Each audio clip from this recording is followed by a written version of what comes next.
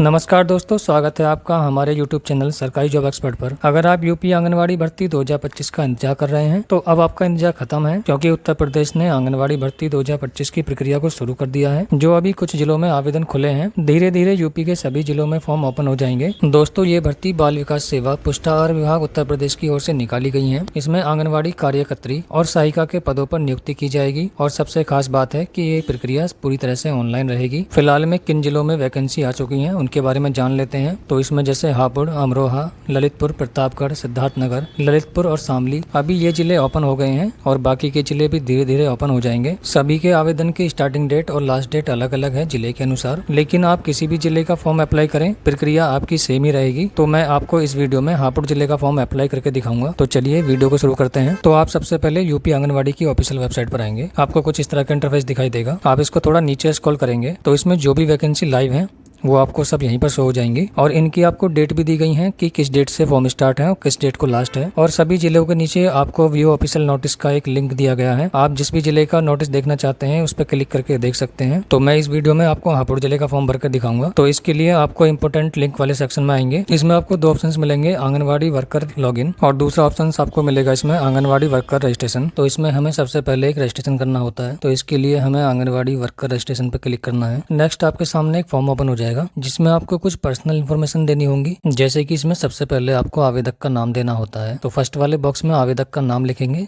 जो भी उनकी मार्कशीट में है। नेक्स्ट आता है फादर नेम, तो इसमें फादर नेम लिखेंगे और फादर नेम के बाद में आता है आपका जिला। तो आप जिस भी जिले से हैं इसमें आपको अपना जिला सेलेक्ट करना है। तो इसमें आपको उसी जिले को सिलेक्ट करना है जहाँ का आपका मूल निवास है। जैसे कि मैं इसमें हापुड़ जिले का फॉर्म भरकर दिखाऊंगा आपको। अभी इसमें कुछ ही जिले शो हो रहे हैं, बाकी के जिले भी धीरे धीरे ऐड हो जाएंगे। तो मैं इसमें हापुड़ को सेलेक्ट कर लेता हूं। तो नेक्स्ट आता है मोबाइल नंबर, तो इसमें आप अपना एक्टिव मोबाइल नंबर डालेंगे और मोबाइल नंबर के बाद में आपको एक पासवर्ड क्रिएट करना होता है। तो कोई स्ट्रॉन्ग सा एक पासवर्ड क्रिएट कर लेंगे। अब इसके बाद में आता है आधार कार्ड नंबर, तो आप इसमें अपने 12 अंक का आधार कार्ड नंबर टाइप करेंगे और आधार कार्ड नंबर के बाद में आती है आपकी जीमेल आईडी। तो आपको इसमें अपनी जीमेल आईडी टाइप करनी है। जीमेल आईडी के बाद में आपको एक कैप्चर दिया गया है, कैप्चर को बॉक्स में टाइप करेंगे और ये सभी डिटेल्स फिल करने के बाद में पंजीकरण करे पे क्लिक करेंगे। जैसे ही आप पंजीकरण करे पे क्लिक करेंगे तो आपको एक मैसेज होगा, आपने सफलतापूर्वक पंजीकरण कर लिया है, यानी कि हमारा रजिस्ट्रेशन हो गया है। तो इसको ओके करेंगे। अब इसके बाद में आपको लॉगिन करने के लिए मोबाइल नंबर डालना होगा और आपने जो भी पासवर्ड क्रिएट किया है आप उस पासवर्ड को डालेंगे, कैप्चर को फिल करके लॉगिन कर लेंगे। ये हमारा फॉर्म ओपन हो गया है। इसमें ऊपर ही आपको दिखाए गए हैं कि आपको कितने स्टेप में अपने फॉर्म को पूरा करना है। तो इसमें आपको 6 स्टेप दिए गए हैं फॉर्म को कंप्लीट करने के लिए। अब इसमें आपके जनपद का नाम पहले से सेलेक्ट रहेगा।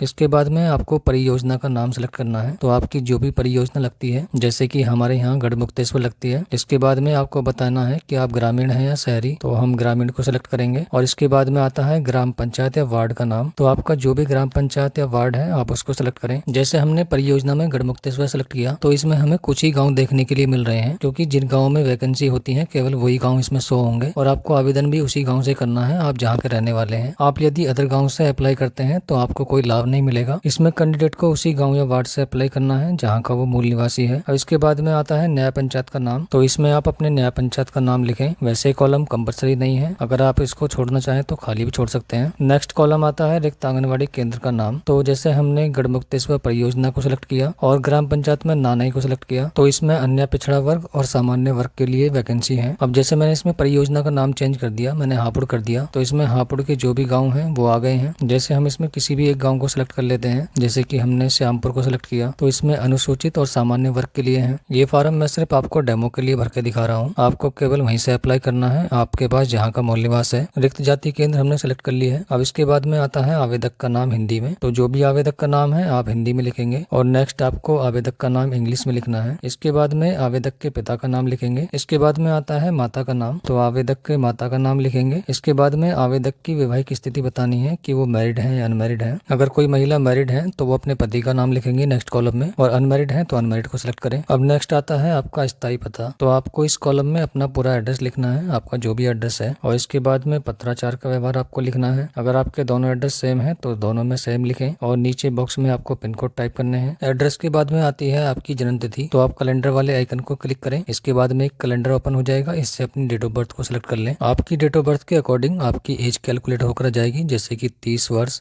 4 महीने और 8 दिन इसमें हो गए हैं इनकी डेट ऑफ बर्थ के अनुसार। इसके बाद में अपनी हाई स्कूल की मार्कशीट को अपलोड करेंगे जन्म तिथि के लिए। फाइल का साइज 200 KB से कम होना चाहिए और फॉर्मेट इसका PNG, JPG या JPEG में रहेगा। तो आप इसमें अपनी हाई स्कूल की मार्कशीट को अपलोड करेंगे और इसके बाद में आगे पे क्लिक करेंगे तो ये स्टेप हमारा कंप्लीट हो जाएगा। इसके बाद में स्टेप आता है व्यक्तिगत विवरण का। तो इसमें आप अपनी कैटेगरी बताएंगे, आप जिस भी कैटेगरी से हैं। इसके बाद में उप श्रेणी में आपको बताना है कि आप दिव्यांग हैं या आप स्वतंत्रता सेनानी पर डिपेंडेंट हैं या आप एक स्पोर्ट पर्सन हैं। अगर हैं तो इनमें से सिलेक्ट करें, नहीं तो आप इसको खाली छोड़ दें। इसके बाद में आपको बताना है आवेदिका की वर्तमान स्थिति। अगर कोई महिला विधवा है, तलाकशुदा है और इनमें से कुछ नहीं है तो अन्य को सिलेक्ट करें। अब इसके बाद में आता है निवास प्रमाण पत्र संख्या। तो आपका जो भी मूल निवास है आपको उसमें से अपनी प्रमाण पत्र की संख्या लिखनी है। आपके मूल निवास पर 2 नंबर होते हैं, एक प्रमाण पत्र संख्या और दूसरा आवेदन संख्या। दूसरे कॉलम में आपको आवेदन संख्या लिखनी है और पहले कॉलम में प्रमाण पत्र नंबर। ये दोनों नंबर लिखने के बाद में आपको निवास प्रमाण पत्र अपलोड भी करना है। तो इसका साइज भी 200 KB रहेगा। इसके बाद में ग्राम पंचायत या वार्ड का नाम लिखना है आपको। नाम आपको लिखना है अपने मूल निवास के अकॉर्डिंग, यानी कि आपका मूल निवास उसी वार्ड का बना हुआ होना चाहिए। इसके बाद में आंगनवाड़ी केंद्र का नाम लिखना है। इसके बाद में अगर आपने OBC, SC या ST से फॉर्म भरा है तो आपको जाति प्रमाण पत्र की डिटेल्स देनी होगी और उसको अपलोड भी करना होगा। तो इसमें भी आप प्रमाण पत्र नंबर, आवेदन नंबर डालेंगे, अपलोड करेंगे डॉक्यूमेंट को और इसके बाद में जाति का नाम बताएंगे जो भी आपके दस्तावेज पर लिखी हुई है। और नेक्स्ट आता है आपका आय प्रमाण पत्र। तो आय प्रमाण पत्र की संख्या लिखेंगे पहले वाले कॉलम में, दूसरे वाले कॉलम में आवेदन संख्या लिखेंगे और इसके बाद में आय प्रमाण पत्र को अपलोड करना है। नेक्स्ट आपको वार्षिक आय लिखनी है जो भी आपके डॉक्यूमेंट में मेंशन है और इसके बाद में जारी करने की दिनांक लिखनी है आपको। और नीचे आपसे पूछा गया है कि आप BPL श्रेणी में आते हैं। अगर आप आते हैं तो इसमें हाँ करें और नहीं आते हैं तो आप इसको नो करें। नीचे आपको नोट करके एक लाइन दी गई है, आपका इनकम सर्टिफिकेट 6 महीने से पुराना नहीं होना चाहिए। सभी जानकारी फिल करने के बाद में आगे पे क्लिक करेंगे। इसके बाद में स्टेप आता है आपकी शैक्षिक योग्यता का। तो इसमें आपको अपनी क्वालिफिकेशन को ऐड करना है। क्वालिफिकेशन में सबसे पहले आपको बताना है अपने विद्यालय का नाम, आपने जहाँ से इंटर पास की है, और विद्यालय के नाम के बाद में आपको लिखना है अपने बोर्ड का नाम। नेक्स्ट आता है आपकी पासिंग ईयर, आपने इंटर क्लास कब पास की है। इसके बाद में आपको इंटर के टोटल नंबर बताने हैं कितने में से हैं